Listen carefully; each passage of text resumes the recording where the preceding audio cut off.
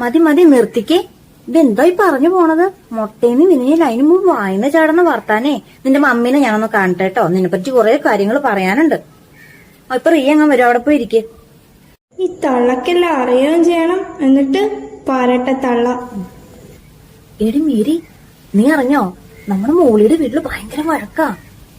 ഞാൻ നിന്നോട് പണ്ടേ പറഞ്ഞിട്ടില്ല അവൾക്ക് ഇത്തിരി സംശയരോഗം ഉള്ളതെന്ന്. നീ അറിഞ്ഞില്ലേടി? നമ്മുടെ ബിനു ഇല്ലേ UK-ലെ, അവന്റെ വൈഫായിട്ടാ ഇപ്പൊ കമ്പനി. അവള് കയ്യൂടെ പൊക്കി.